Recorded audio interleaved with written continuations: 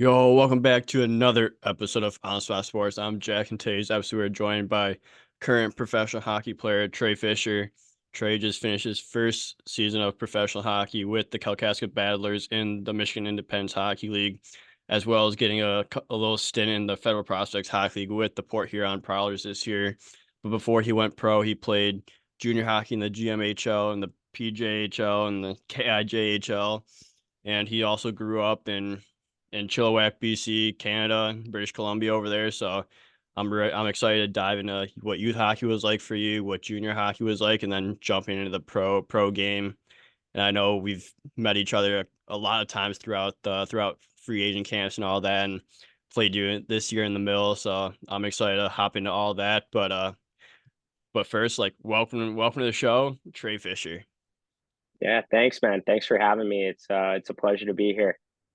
Yeah, of course. It's been an episode in the making that we've been trying to get into since probably halfway through the season, but it's good Uh, to get you on now. Yeah, a couple busy guys, hey. Yeah, a lot of hockey season, a lot of work. But we're glad that we're able to get this going and give the fans what they want. Yeah, for sure. Yeah, but I want to jump into like this season. Like this is your first first pro season in the MIHL and the FPHL. So like what was this year like for you? Like I know you started with Kalkaska and then you played the whole season there with the Battlers and then you finally got your look in the Federal Prospects Hockey League with the Port Huron Prowlers. Yeah, no, man. It was a roller coaster, that's for sure. I started the year out by going to Knoxville's free agent camp, and then went down to Carolina, did well there. Stuck it out all the way to the end, and then I got released the day before the first game. So that was a little tough, but I ended up going up to Blue Ridge, tried to give it a shot there, and that's where I connected with Zach Demars, the guy. I ended up living with him this year, but great dude. Um, Met up, saw him there. We both kind of were going through the same thing, waiting for an opportunity, hoping to get in the lineup, and nothing was really showing. So we decided we were gonna go down and play for Kalkaska. So yeah, no, went down there, and it started off a little rough. We weren't winning games. We personally, I started off a little slow, but yeah, no, we once we got going and got rolling, it was a good year. I had a lot of fun. Great group of guys, unreal group of guys. The fans in Kalkaska, as you saw, were unreal. Um, some the best in the mill. I have to say it. They are the Yeah. best. I'll agree with Uh, that. yeah, they packed the barn. But yeah, no, it ended up being a really good year. Um, Back, looking when you look back at December, um, like out of a playoff spot, only a couple wins on the year, and then kind of turned things around. Had a coaching change, brought in a few good pieces, and yeah, no, we just started rolling from there, and it was a good rest of the year for sure. Yeah, and like that was like one of the biggest things that I noticed when I went to Kalkaska was just the atmosphere. Like I remember I told this before on the podcast, but like the last minute of that game, like I couldn't even hear myself think. Like it was a 3-2 game. Like you guys were buzzing in our zone for the last 2 minutes of the game. So like everyone was making so much noise and like it was a great atmosphere to play in. And like I heard that like the first game of the season was sold out too, and Yeah, that place is electric and probably the best atmosphere that I've played in the mill.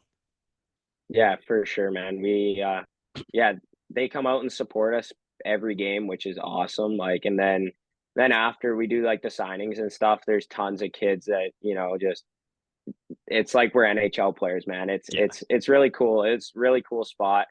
So yeah, no, it was good to see the team do well too, because I think that brought in some more people for sure.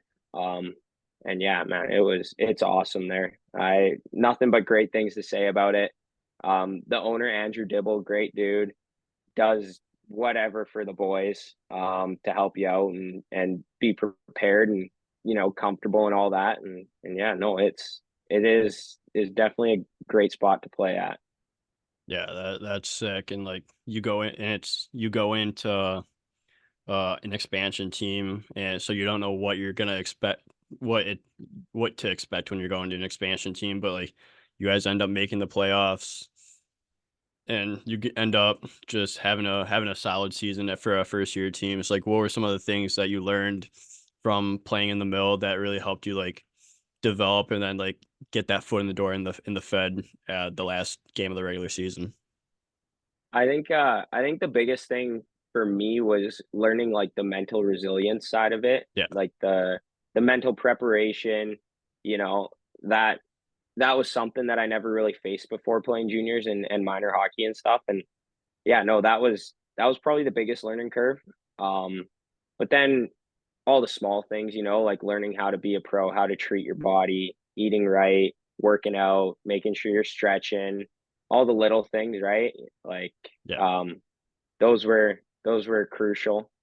But yeah, no, it yeah, met some great dudes that played some good hockey that, kind of, you know, showed you how to carry yourself as a pro hockey player, yeah. which was awesome. Yeah. Yeah. Yeah, that's huge, especially like that mental side, because the season is like you described earlier is a roller coaster and filled with all Yeah. those highs and lows. Especially when you get to the lows, like you gotta have like something to like mentally reset yourself to get over that obstacle and to overcome it, because once you hit that low, like if you keep if you have a bad mental side to it, like it's just gonna ruin your game. But if you have a good one, you're able to overcome it. And then also like when you get like to the highs, like you're not too high, like you just got to find that Yeah. like middle ground, that balance to really like do like that mental, to have like Yeah. the mental resilience like you said. Yeah. You're even keels throughout it all, not too Yeah, high, not too low, just right in the middle, enjoying the ride. But yeah, no, I like at the start of the season, I was struggling, like not putting up points. Team we weren't winning. But I was like, man, like I was talking to my dad and I'm like, what am I doing? Like yeah, this wasn't my goal for the year. My goal was to play up in the FP and stuff. I like well at that free agent camp that we were both at in New York there, like I did really well. Like left there thinking, okay, like gonna go up to Knoxville for the camp, get a look there, you know, come down if it doesn't work out there, come down to Carolina and rock it there and just kind of yeah, hit some lows and battled a little bit of injury and like talking to my dad, I was like, like am I making the right move? Like not working, being from Canada, you can't just go yeah, grab a job, anywhere, right? So yeah, like am I making the right choices here? And he said to me, he's like, the mental side of it when you get to those levels is as you progress, like it's the mental side of it that you know puts you above the other other players and stuff like that. So yeah, no, that was like looking back at the year, it was huge for me to learn that, especially going forward. um because yeah, no, it is a very crucial part to the game. yeah. I love that you learned that and everything. Like you stuck with it because you battled through all the obstacles. Like you battled through the season, the highs, the lows, stay in the middle for the entire year, and then you got your shot in the Fed with the Port Huron Prowlers. So like, what was that experience like, getting into a game and finding your feet there? Yeah, it was awesome.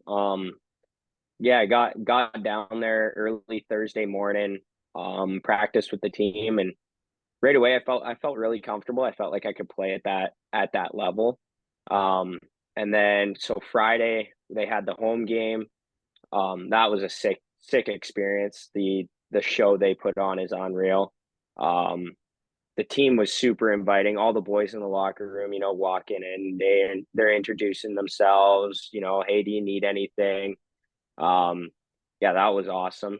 Saturday, finally got in the lineup against Motor City for their final home game there, and it was awesome, right? Going out for a rookie lap there, and some Port Huron fans made the trip down. They're banging on the glass. It was kind of one of those moments like I didn't really think about it until after the game, and I kind of, you're like, holy crap, like it was pretty cool. So first period started out a little rough. I think I definitely could have played a little more confident, but uh, it was one of those things like the mental resilience again. Like every shift's a new shift. Go out there and give it 100%. And yeah, no, as the game went on, like the second period, I felt a lot better, and then the third I felt good. I got a couple good scoring chances. So um, yeah, no, it was awesome, and can't thank Matt Graham enough for the opportunity and the Prowlers and all the fans and everyone. It was awesome, and the players too. Yeah, that's awesome. Like great experience, especially getting like your own rookie lap. Like that's a show moment right there. Yeah, yeah, no, it was pretty cool. One to remember for sure. Oh yeah, that's for sure. But like going up from the mill to the Fed, like what are the biggest differences that you notice from one level to the other? Uh Probably like the size and strength of some of the guys. Like Yeah, um, they're there's a lot of the guys. Everyone out there is, they take it serious. Like they're there for a reason. So yeah, like, you're playing against guys that are 6'5", 6'3". I'm not the biggest dude out there either. So it's yeah, no, there's some giants out there, but it's I think the speed a little bit is a little faster for sure. Um, but then everyone out there is just got skill, like when you play yeah. some of the bottom teams in the mill, like some of their like, their third lines aren't as strong and stuff, and you kind of go out there and do a little more of what you want in a sense, right? Like, Yeah. so going up there, their third line's still strong. Any team in the league can win on any night. So that was probably the biggest difference, was like just the all around skill and compete, I would say. But yeah. Yeah, that's cool that you notice those differences and like yeah, like any line could play and like you got to be ready and you got to be in 100% of the 100% of the time at that next level because like you said like in any given night any team could win in that league.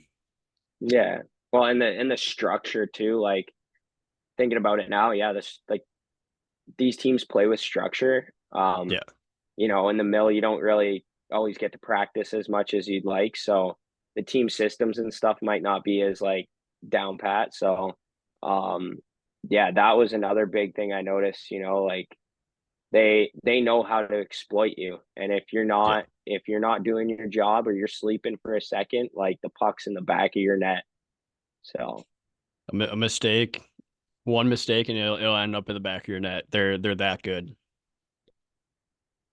yeah, for sure. Yeah, but looking back at like your path so far, like what's a tip or like a couple tips that you'd give like the younger generation looking to get into the pro game, no matter like what their path is. Like you went juniors straight to pro, like juniors to college, college to pro, like whatever it is, like what's some advice you'd give? um Enjoy it. You never know when your last game's going to be. Yeah, You don't know. So I mean, don't slack off, but enjoy it. Enjoy the grind with the boys. Enjoy being in the gym with the fellas, like the locker room. Like that's a big thing I missed last year, because I came back from Germany in December, and yeah, no, I like right away you miss being in the locker room with the boys and stuff. So I definitely say like enjoy it. yeah, that's a big thing. It's just enjoy the process, enjoy the grind Yeah. like hockey obviously doesn't last forever and everyone's career is going to come to an end eventually, but if you're enjoying the moments, enjoying every bit of it, like you're going to love going to the rink every day and being with the boys, like even when it's the dog days in January and you don't want to get up because you're so sore and stuff like that, like if you make it fun and you enjoy it, like you're going to go through a wall and you're going to just do whatever it takes to to be with the boys and just help yourself get better every day. Yeah, for sure. Yeah, but before you were in junior or before you went pro, you spent a lot of time in junior hockey in various leagues from 2019-20 to 21-22, and from the KIJHL to the PIJHL to the GMHL. So like what was your path through junior hockey, and just what did you learn through playing junior hockey? Yeah, so I finished my midget AAA year, which is like so I finished my midget AAA year at 17. Didn't have any junior offers. So I went and tried out for a team, ended up making it, which was Princeton. I went and tried out for them. I wasn't training at all throughout the summer. I figured I was done with hockey, just gonna play beer league and Yeah. enjoy it. But I was like, I want to go give it a shot. Um, Yeah.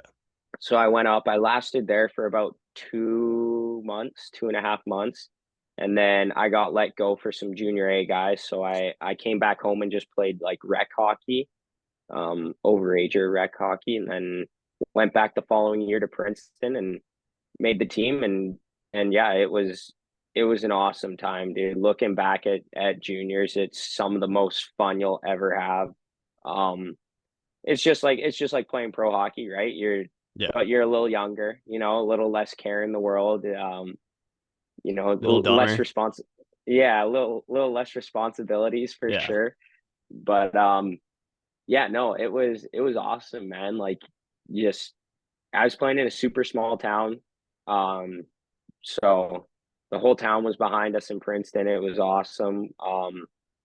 And that's when you start to learn some of the little things, like, staying out after practice for 15, 20 minutes makes a big difference.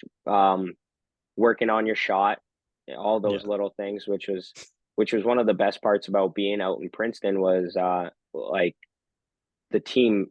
It was like the town owned the team, so we got to go out on the ice whenever we wanted. So we go out for 8 a.m. practice, go practice for an hour, hour and a half, chill in the locker room for 15 minutes, go back out, do power play and penalty kill and stuff like that, and then go home, cook up some food, hang out for a couple hours with the boys, play some Fortnite and shit like that, There we and go. then yeah, and then we go back, and I'd go back and shoot pucks for hour, 2 hours some days. Um, so yeah, no, started. That's when you start to kind of learn that putting in that little bit of extra effort every day is going to get you somewhere. Um, yeah, no, I really enjoyed it. So yeah, it was a good time.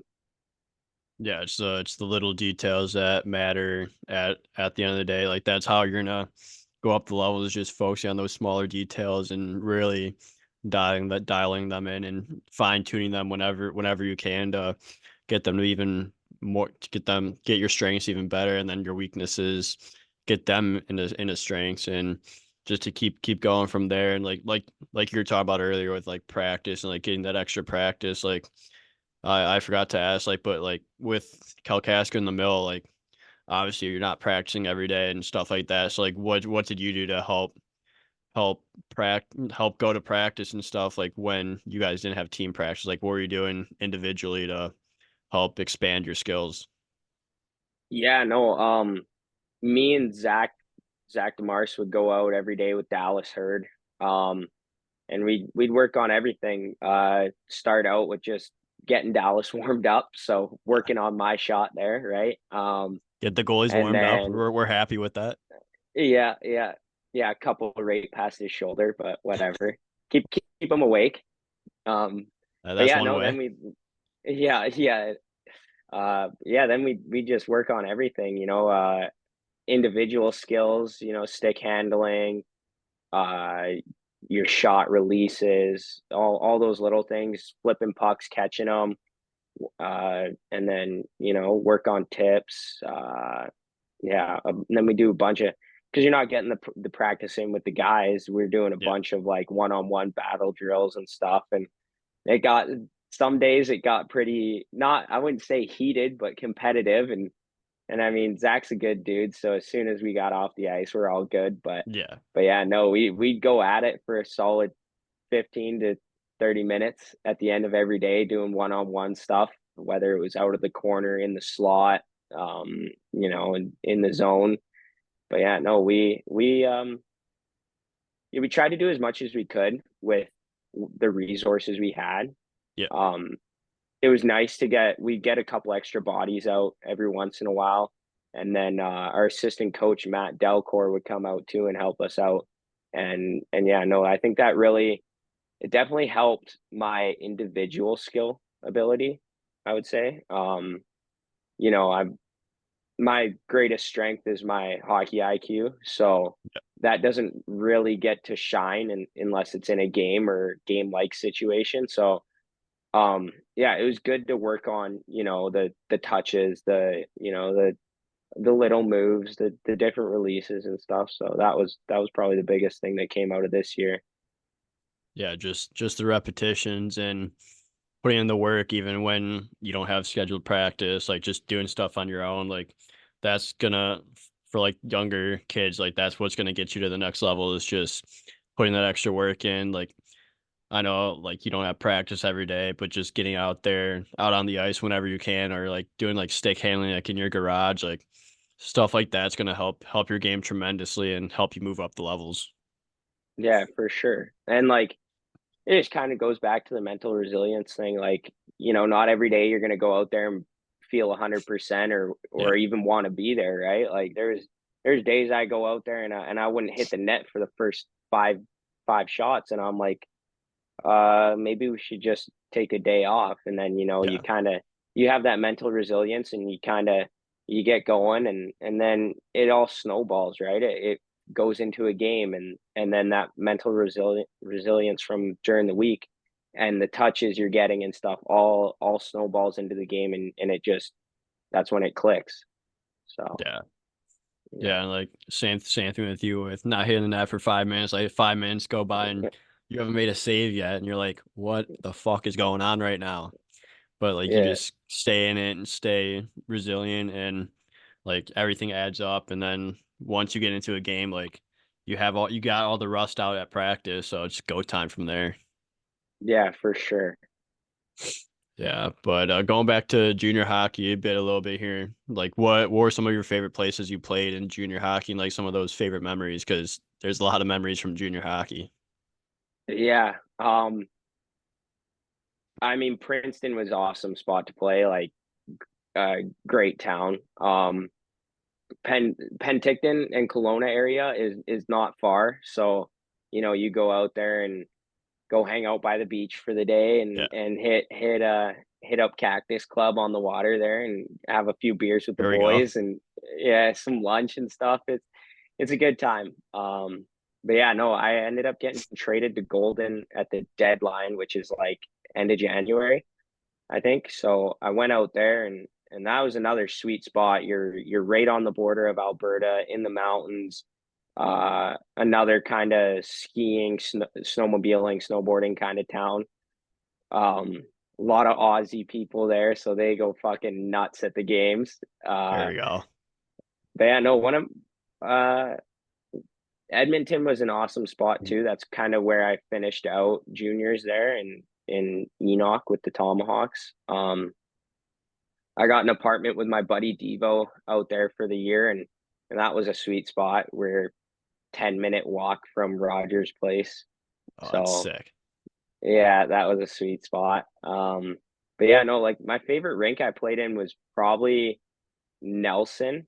They'd uh they had won Hockey Canada or Craft Hockeyville Yeah, yeah, yeah. a couple of years before I played. So they had brand new barn, super sick spot.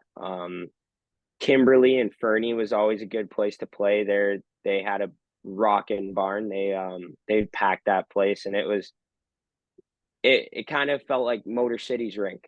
Everyone's like right on top of you, kind of deal. It was those were two really cool spots to play at.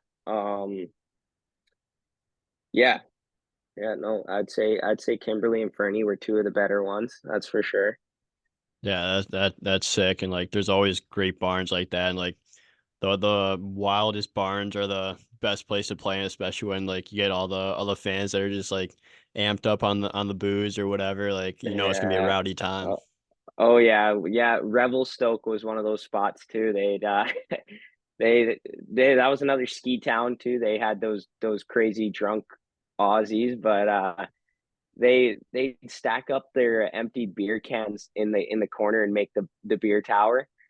And I remember it was 2-on-1 with one of the guys on my team, and fake the shot. The goalie dropped, slid it over to him, tapped it in, and he went over and he gave the crowd one of these and jumped into the glass, and the whole beer tower goes over, and they're just they're motherfucking us. They're so mad at us, and then we're going off at the end of the game. We ended up losing. Revy was a powerhouse, like, but and we're going off, and the one side's all beer gardens on the rink, right? And of course, there's a small little fence that they got up 4 feet tall, Yeah. right beside the visitors locker room, and we're walking in at the end of the game, and some dude throws an empty pop like paper cup at at one of the guys. That was pretty wild. Yeah, that was the first and only time I ever got something thrown at me. But yeah, no. Yeah, there's a first for everything. Yeah, yeah, no. Fernie had a couple of guys that would lean over the glass and yell onto our bench a bunch of stuff, and it's yeah, it's kind of one of those things. That's where you start to learn, like, part of being a pro isn't turning around and saying something stupid like you came here to Yeah. watch me, bud, right? Like, Yeah. but yeah, no. Yeah, it's always good times and good stories from junior hockey, and even in pro. Like you could write a book for days about stuff that happens and stories that you have. Yeah, oh yeah, that's like Schmitty and Thompson taking their jerseys off this year and fighting like that. That Yeah. was wild. Yeah, Yeah, that was a good story to write up, and they're like Schmitty's a beauty, so like he yeah. definitely loved that, and like everyone loved that, and it's something you have never seen before. No, that was a first. Yeah, but hey, there's a first for everything. Yeah. Yeah, but you also played junior hockey in Chilliwack, where you're from. So like, what was it like growing up for you in Chilliwack, BC, and then eventually being able to play junior hockey back in your hometown? It was pretty cool. It was kind of unfortunate that it was the COVID year, so Yeah. we only played 6 games, no fans, right? Uh, but yeah, no, it was the team's first year, so I finished up in gold in there. Um, and there was talks about the team coming in. My old my coach from midget, he's the owner and head coach of the team. He gave me a call, and kind of he was just talking about what was coming up for the year, and I was like, yeah, I'm definitely interested. And so uh yeah, I ended up getting traded back to Chilliwack, and it was pretty sweet. We had a team of probably 6, 7 guys that I played my midget AAA year with. Um, at least 10 or 12 of us had played minor hockey together at some point, so it was a reunion in some sorts, It's a right? hometown team. Yeah, exactly. It was sweet. It was really unfortunate that we didn't get to play more games and get to play like with fans and stuff, because Yeah. I watched the following year, and like, we have a junior A team in town. Like, we got the Chilliwack Chiefs, right, in the BCHL, and Yeah. they still packed the barn. Like, That's sick. it was nuts for playoffs too. Like, it was just one of those atmospheres. I'm sitting there watching the game, and I'm like, man, I wish like these guys don't know how lucky they are. Yeah. But yeah, no, it was awesome experience just to come home, uh play for the junior team in town, and you're going out before the season starts, handing out flyers and stuff, and people people recognize you from living here, right? And then now you're recognized as, oh yeah, he plays for the junior hockey team in town. Like that was pretty cool too. Yeah. So yeah. Yeah, but that's pretty sick that you got like a hometown feel to it and everything like that, especially playing in a town where you grew up, you're from there, and then you get to go on play for the junior team there like that. That's pretty cool, and just to be recognized and everything through like living there, and now you're like the top dog over there because you played junior hockey, I guess you could say. Yeah, yeah, in a sense. Yeah, no, it was definitely cool. Cool experience that I won't forget. Yeah, that's for sure. But like, what was youth hockey like for you growing up in BC over there, and just going from and like when did you start playing hockey, and like why did you start? So I started when I was 3. Um, Dad got me on skates. I think at 1. I was out there. There you go. And The old Trey just yeah, buzzing no, around. stick. Yeah, yeah, then stick in hand by 2 with s- playing around with the puck. Um, I was actually born on the Sunshine Coast, so it's a little island, uh, 30 minutes from Vancouver. Nice. So yeah, I grew up there. Moved out to Chilliwack when I was 7. But yeah, no, I just played minor hockey there. I actually played a lot of goalie. I Really? I got yeah, yeah. I loved goalie, dude. I wanted to be a goalie so bad. I remember Marty Turco's gold RBK pads. Yeah. That I Those were loved sick. those. Yeah, I wanted to play goalie just to get a set of those and get the custom painted helmet. But yeah, no, played hockey there for a couple of years, just squirts and tykes. And then moved out to Chilliwack. I moved out here in March. Um, so I didn't get to play the rest of the hockey for that season. So I was big into dirt bike racing growing up, so I missed a lot of hockey for that. Um, and then yeah, I started playing the following season. I played like the way it works for us is you have single A, double A, and triple A for like your travel teams or your rep. Yeah. So I played double A my first year, and then I made the triple A team my second year. So I did that pretty much every year up until I was 12.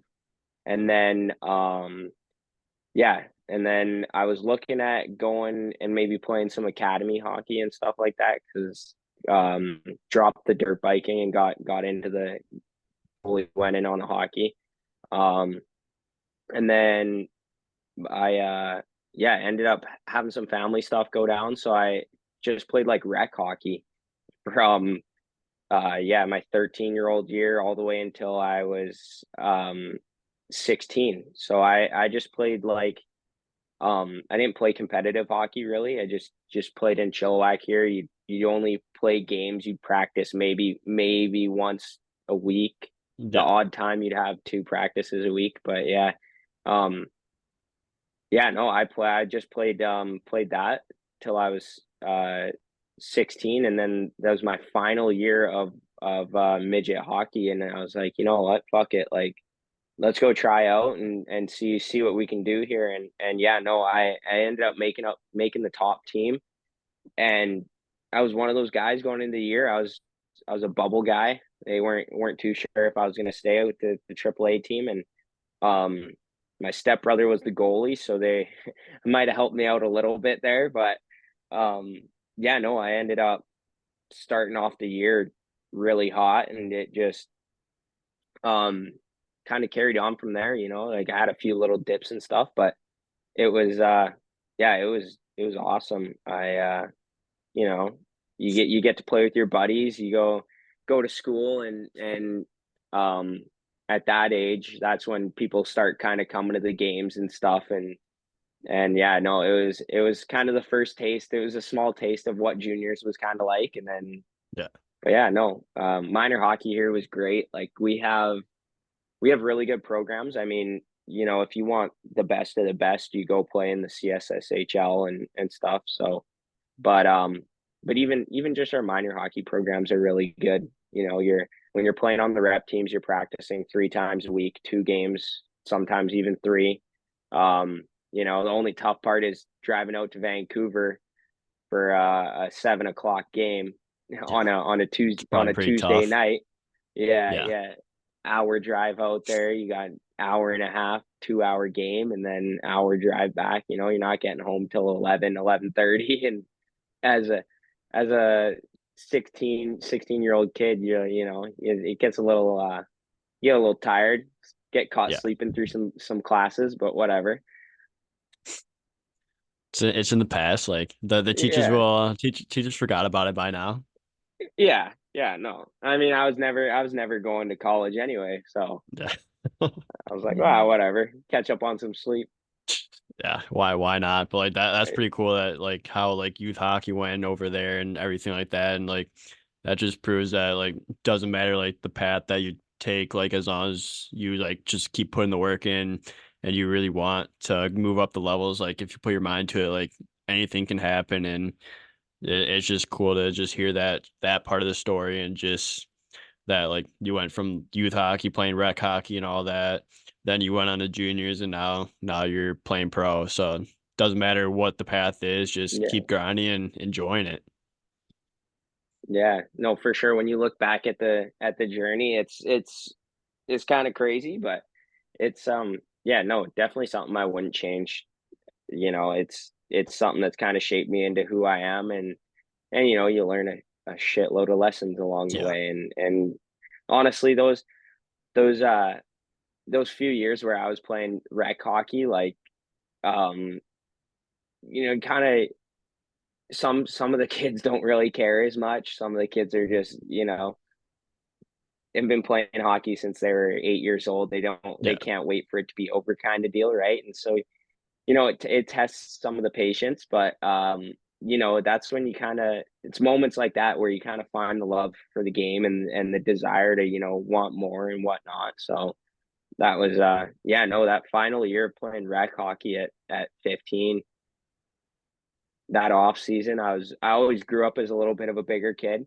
That's probably why my hockey IQ is probably my best asset, is because I never really had the fast moving boots or nothing like that. Um, but yeah, no, I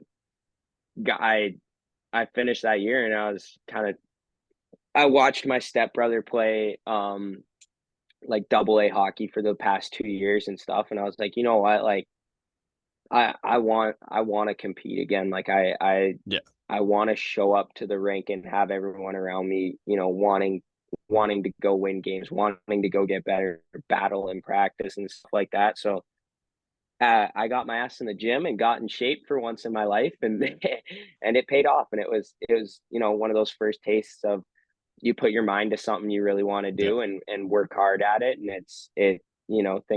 things will always kind of turn out, especially if you believe in yourself and you're resilient. So yeah. yeah. The process is definitely a special thing to be a part of, and just because you go through all the hardships, like the highs, the lows, like everything. But like at the end of the day, like you're getting to the level that you want, and you're just continuing to work to go to play higher, and like that's what it's all about. Like that's what makes it so special and so worth it at the end of the day. Yeah, seeing the hard work pay off is definitely nice. Yeah, definitely is. But like, I think that's a great part to wrap things up here. But where can fans follow you or get to know you when like on the social medias? Yeah, on Instagram, at Trey_Fischer, Fischer. A lot of people missed the C in there. Um, yeah, on Facebook, Trey Fischer. Yeah. Yeah, that's awesome. But Trey, I want to say thank you for being able to come on the show. I really appreciate your time, and I want to wish you the best of luck going forward with your career, and hopefully we play against each other sometime soon. Yeah, for sure. Thank you for having me, man. Yeah, of course.